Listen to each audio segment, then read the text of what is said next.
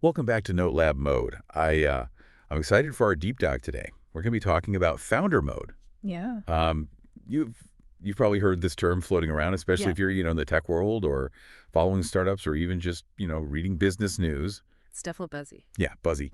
So we're going to try to cut through the hype and Yeah. really figure out what are people talking about when they say founder mode, and is it really just another fad or is this something deeper? Yeah, it is a very buzzy term, and I think that invites a little bit of skepticism anytime something gets this popular. Right. But, there is a real debate here Yeah. that this term is pointing to. And to really get into it, I think it's helpful to start with the story. Okay. And the best one that I came across in my research was the story of Brian Chesky, the CEO of Airbnb. Okay, yeah. And I watched a bunch of interviews with him, read some articles, and just, really try to get a sense of what he did at Airbnb to really put this founder mode idea into action. Yeah, so Chesky really kind of shook things up at Airbnb. Yeah. He basically got rid of their whole product management structure. Wow. He took control over product vision himself. Okay. And they went from constantly iterating and releasing new features Right. to these huge product launches just twice a year. Just twice a year. Twice a year. Wow. Which is so different from Yeah. what we're used to seeing in tech. Yeah, it's like the opposite of that, move fast and break things Right. It sort of counts. mentality. Yeah, and I think that's really at the core of what people are talking about with this founder mode idea. Okay. It's not about micromanaging every detail. Yeah. It's about being able to retain the vision and agility Right. that the founder had in those early days Yeah. as the company grows and scales. So it's like recapturing that initial spark, Yeah, even though the company's a lot bigger now. exactly. And sometimes as companies get bigger, they can get a little bit bogged down in bureaucracy. What? Founder mode is pushing back against that. Yeah. It's like, how do we avoid becoming this slow-moving machine Right. and stay nimble and innovative? Yeah, like a startup, even if you're, a huge company. Exactly. Now, I mean, I think Chesky story is a really great example, but there are other people talking about this too. Yeah. I mean, I know Zach Parrott, the CEO of Plaid, has also talked about, Right. needing to have more of a founder-led approach Yeah. in certain parts of the business. He specifically talked about sales Yeah. Sales is a great example. being something that He thinks founders some areas of a company should really that lend themselves to that be involved in. founder-led approach better than others. Okay, that makes sense. Yeah. But to really understand where this whole conversation started. We need to go back to an essay that was written by Paul Graham, Yeah. who's the founder of Y Combinator. The OG. Yeah, the godfather of the startup world in a lot of ways. Right. And this essay really went viral Wow. and sparked a lot of Really? debate. A lot of strong opinions about that essay, both pro and con. Yeah, and I think it's important to remember that was just an opinion piece. It's not like... It wasn't like a research paper. Right, that exactly. essay. So it's a great starting point for the conversation. Yeah, it's thought-provoking. But we should probably, take it with a grain of salt. Right, definitely. Okay, so now let's get into the pros and cons of founder mode. Okay, Like, what are the arguments for and against this approach? yeah. Chesky, for example, he says that this is the reason why Airbnb was able to turn things around. He credits founder mode Yeah. with bringing back that early stage speed and innovation. Right, and he has a great analogy. He talks about excessive delegation as being like slowly giving away your limbs as CEO Oh, wow. until you're left with nothing. That's a pretty powerful image. Yeah, and I think it really gets at that tension of Yeah. how do you delegate effectively without losing that core founder vision. Yeah, like when does delegation become abdicating Exactly. that responsibility? Yeah, and I think that's Yeah. the key question here. But on the other hand, like founder mode has its critics. Oh, yeah, definitely. People say that it can devalue the experience of seasoned executives. Right. It can lead to micromanaging, Mm-hmm. and that it's not really sustainable for every company. Right, and and it's important to remember that Yes. not all founders are visionary leaders, Right. right? Some founders might actually be the bottleneck Yeah. that's preventing the company from growing. Yeah. And there's also the concern that founder mode Mm-hmm. could be used to justify bad behavior, Oh, yeah. like leading to burnout and high turnover. Yeah, you don't want to create a toxic work environment Right. in the name of founder mode. And I heard this story about a founder who was so deep in founder mode that they were still acting as the Salesforce admin for their company, Oh, wow. even though they'd grown significantly. Okay. And they ended up making this impulsive change that broke the entire system for everybody. Yeah. So that's And it just caused chaos. Yeah. So, you can... That's a good example of how things can go wrong.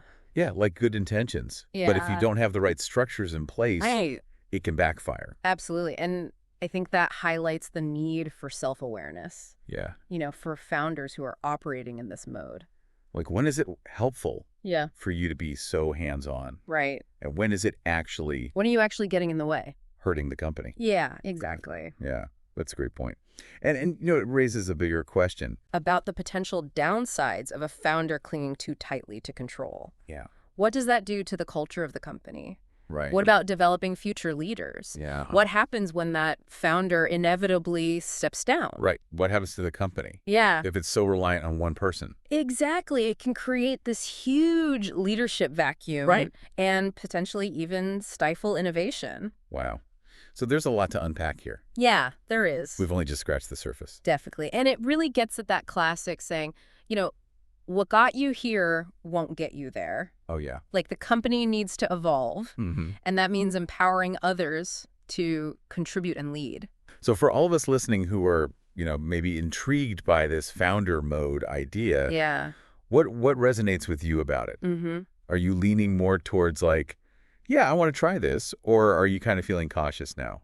I think, rather than picking sides, it's more about just engaging in some critical thinking here. Right. Founder mode isn't a magic bullet, right? It's not a, one-size-fits-all solution. It's a framework for thinking about leadership. It's about understanding the nuances, weighing the potential benefits and drawbacks, and seeing how it might apply to your own situation. I mean, it makes me wonder if we can tap into that founder mode spirit. Yeah. Even if we aren't the founder of a company. Right.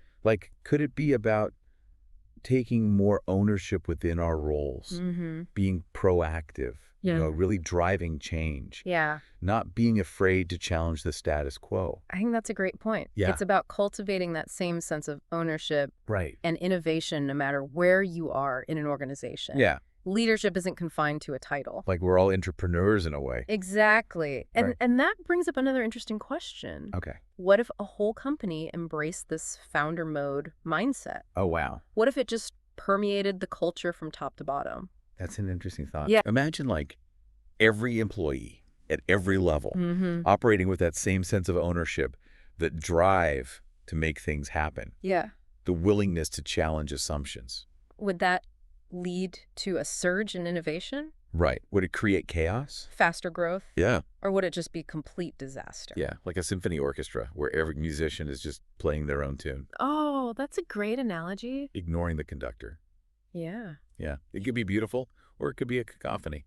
It's about finding that balance. Mm. How do you encourage individual initiative without descending into chaos? Yeah. It seems like there's no easy answer here. No, This founder mode concept is complex. it is. It raises more questions than it answers. Definitely. But I think that's what makes it so fascinating. I agree.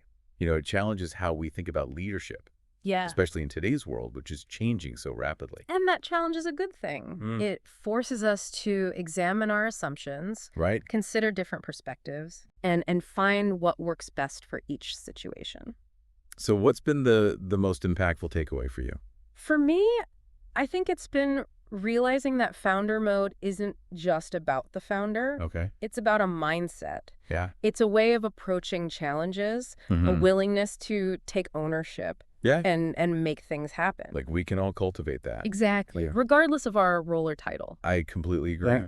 It's about tapping into that entrepreneurial spirit. That willingness to step outside your comfort zone. Right. And really make a difference. Like we can all be leaders in a way. Mm-hmm.